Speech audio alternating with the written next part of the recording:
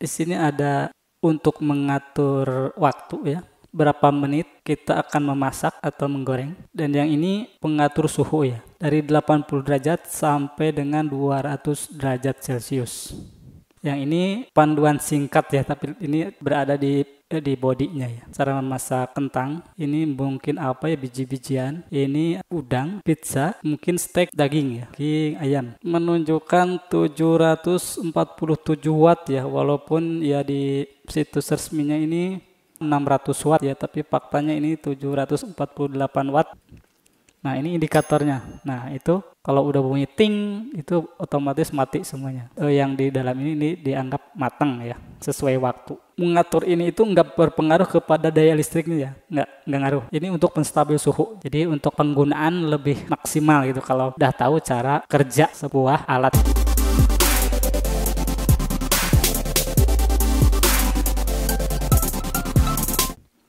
Pada kesempatan kali ini, saya akan coba bahas sebuah produk dari Advent ya. Ini alat untuk menggoreng tanpa minyak. Saya tidak akan review cara memasak, tapi pada kesempatan kali ini saya akan membahas dari segi teknik ya, dari segi cara penggunaan. Yang saya akan bahas kali ini yaitu modelnya ADF 35A ya. Ini manual ya. Kalau yang digital itu ADF 35D kalau nggak salah ya. Di sini ada untuk mengatur waktu ya, berapa menit kita akan memasak atau menggoreng. Dan yang ini pengatur suhu ya, dari 80 derajat sampai dengan 200 derajat Celcius. Yang ini panduan singkat ya, tapi ini berada di bodinya ya. Cara memasak kentang, ini mungkin apa ya, biji-bijian. Ini udang, pizza, mungkin steak daging ya, daging ayam. Ini gambarnya paha ayam, kalau ini sepertinya tulang rusuk ini. Ini panduan dasar ya. Tapi kita bisa atur di sini sesuai keinginan di sini. Waktunya, suhunya. Nah, untuk kali ini kita akan tes ya berapa watt atau daya yang digunakan untuk menghidupkan atau menggunakan alat ini ya. Di situs resminya sih ini dayanya itu cuma 600 watt ya. Tapi fakta di lapangan tidak tahu ya. Kita coba aja tes langsung. Nah, ini di sini tempat untuk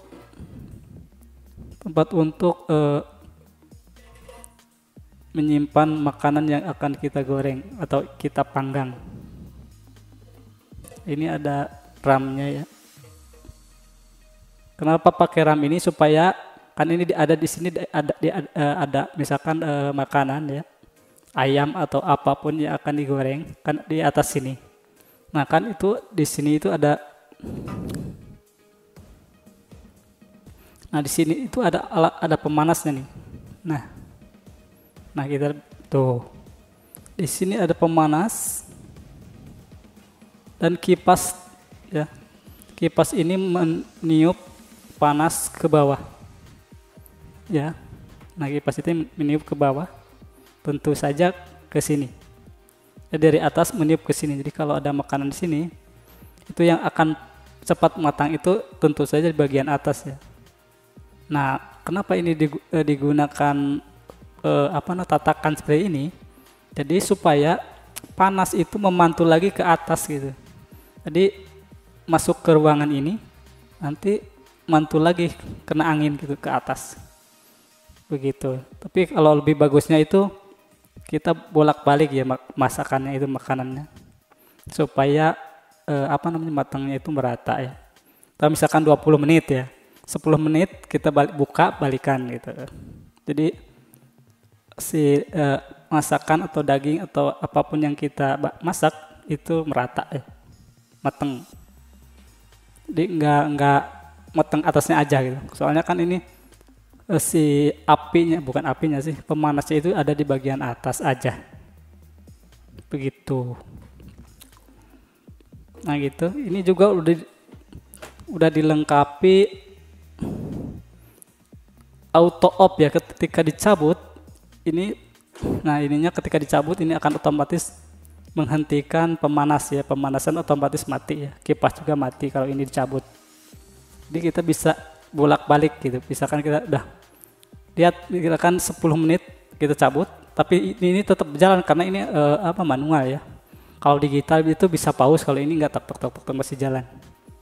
Tapi walaupun begitu, listrik dan kipasnya udah otomatis dimatikan ketika ini dicabut ya. Nah gitu. Nah kita coba tes berapa daya yang digunakan untuk menghidupkan AirPlay ini. Nah ini dalam keadaan mati, soalnya ini belum diputar ya. Kalau ini di off, di sini di 0, ini nggak hidup ya. Kalau hidup nanti ini nyala nih, ada lampu indikator di sini nyala. Kita tes berapa daya yang digunakan untuk 80 derajat Celcius ya.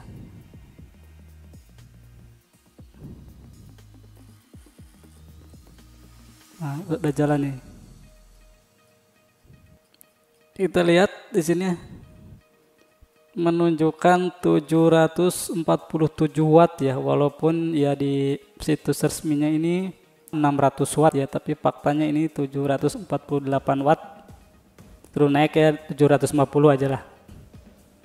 Ini di 80 derajat Celcius ya. Coba kita naikin ke 100, ke 200.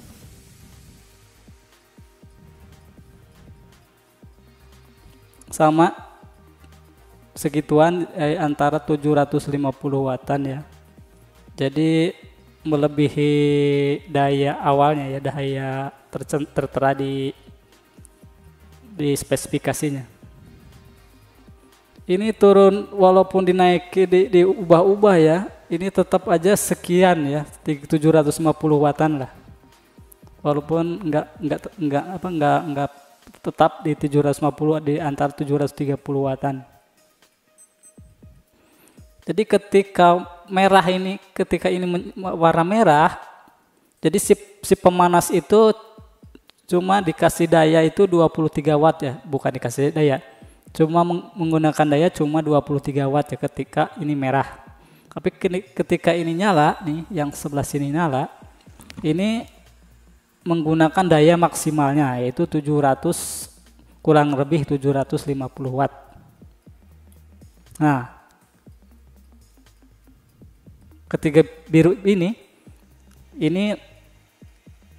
dayanya naik ke 750 wattan lah, kurang lebih. Tapi stabilnya itu di 730 wattan ya. Jadi kalau waktu pertama nyala itu 750-an. Nah ini indikatornya. Nah itu kalau udah bunyi ting, itu otomatis mati semuanya. Ini otomatis yang di dalam ini dianggap matang ya, sesuai waktu. Jadi secara teknis, cara bekerjanya seperti itu ya. Ini ada saklar ya. Ada saklar kunci di sini, ada saklar di sini. Jadi ada dua saklar ya sebenarnya ini. Di saklar ketika pengatur waktu nyampe titik 0, dia saklarnya akan mati. Dan ketika ini dicabut, maka saklar juga sama akan mati ya. Jadi ada dua saklar di sini. Saklar pintu atau saklar ini nih. Saklar tutup buka. Di sini ada saklarnya. Posisinya kurang tahu sebelah mana.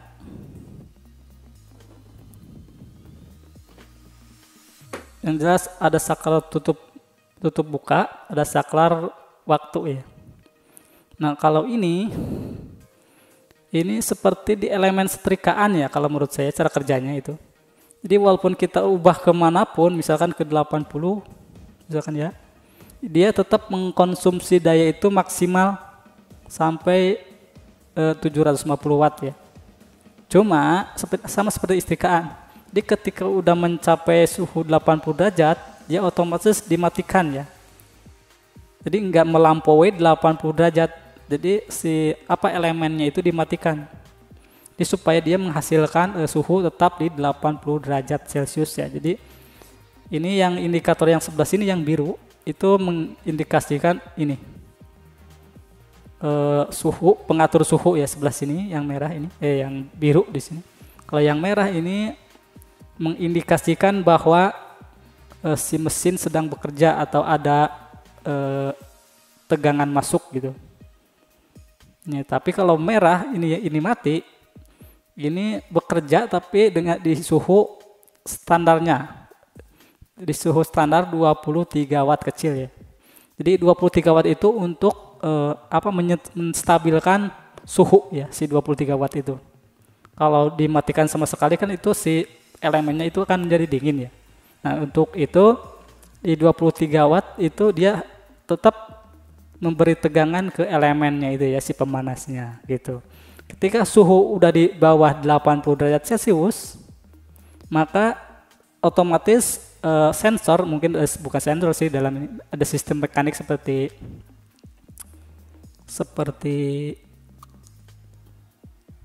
ya sama seperti setrikaan lah. Jadi ketika dia di bawah 80 derajat Celcius ya, otomatis dia akan hidup gitu. Tapi ketika udah mencapai 80 derajat Celcius, dia akan mati. Terus begitu. Ya, ini pengaturan ini seperti itu fungsinya ya. Sama ketika kita mengatur di 200 derajat, maka ini akan terus nyala ya, lama. Soalnya kan untuk menghasilkan 200 derajat itu prosesnya lama seperti setrikaan ya, sama persis gitu. Ketika 200 derajat Celcius udah tercapai, maka si elemen itu diturunkan ya, daya dimatikan ya, dayanya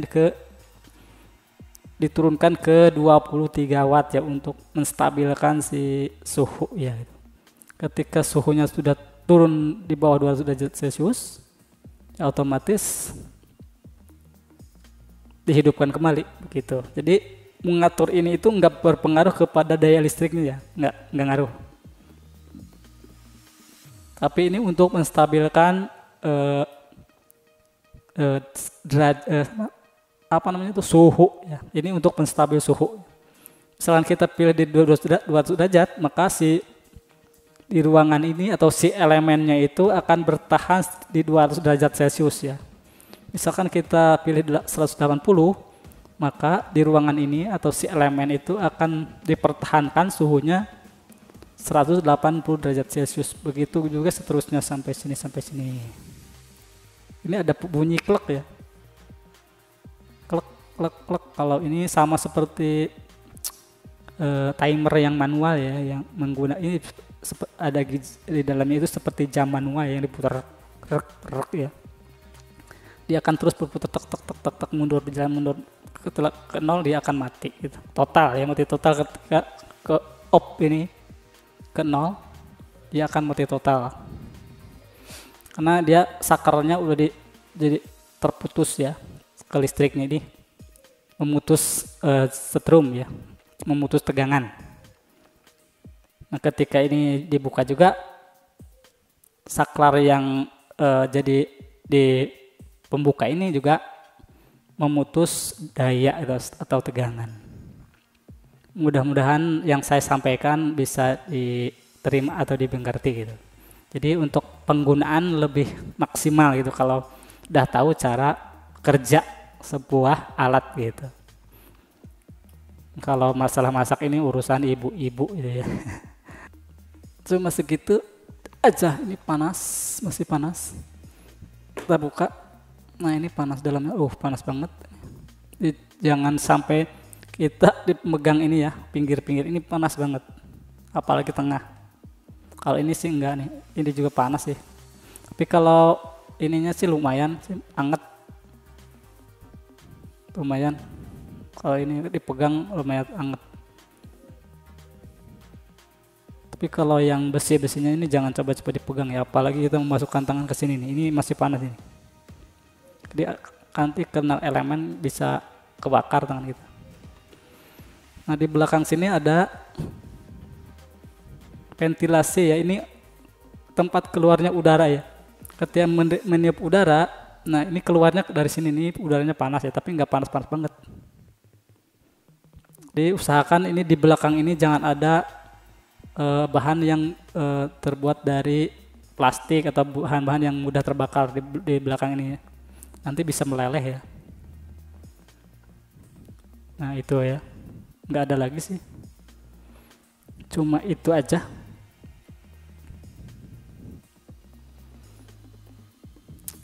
Mungkin sudah jelas ya. Untuk link pembelian bisa cek di deskripsi video ya. Mungkin sekian, semoga bermanfaat.